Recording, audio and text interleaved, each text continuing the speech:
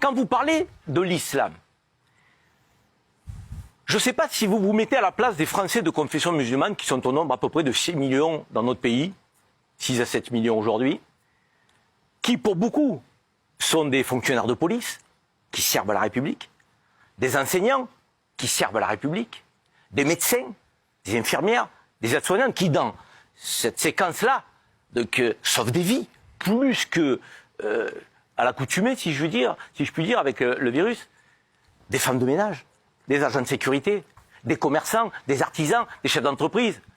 Ces Français-là, de confession musulmane, vous ne les reconnaissez pas, vous n'en parlez pas. Vous faites comme si, allez, cette immense majorité de musulmans qui composent notre pays, qui aiment la France, qui est attachée aux valeurs républicaines et laïques, n'existait pas. Vous faites fi de cette France-là, de ces Français-là, et vous focalisez sur des minorités que nous devons combattre. Parce qu'à l'évidence, quand on aime notre pays comme je l'aime, on doit combattre l'islamisme et le terrorisme. Mais on ne doit pas combattre les musulmans. On doit combattre la délinquance.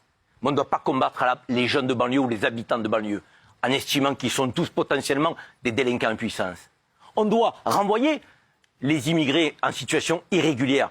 Mais on doit aussi reconnaître qu'il y a des immigrés en situation régulière qui permettent le développement de notre pays, qui respectent les lois de la République et qui aiment la France autant que vous et moi. Alors, on va et je trouve que ce constat que vous faites, qui est cataclysmique, qui est potentiellement un constat qui nous mène à une libanisation, vous aimez beaucoup ce terme-là, à une forme de guérilla civile, en fait, c'est presque ce que vous souhaiteriez.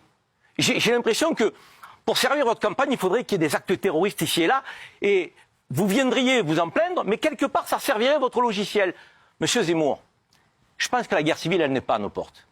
Et quand on est un candidat à la présidentielle, on a un enjeu. C'est réunir des Français sur les valeurs communes.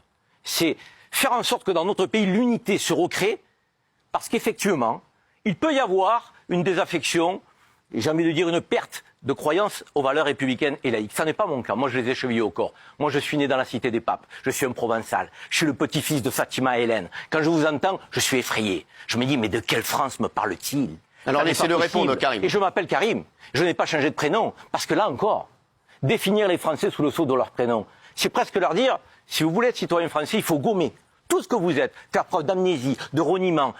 L'assimilation, ça veut dire quoi pour quelqu'un qui est né dans la cité des papes, qui s'appelle Karim, qui aime la France et qui est né entre Fatima et Hélène? Ça veut rien dire. Je ne me retrouve pas dans vos propos. C'est effrayant, c'est inquiétant. Et moi, je ne voudrais pas, Éric Zemmour, que des Français qui, aujourd'hui, ne sont pas radicalisés aient l'impression que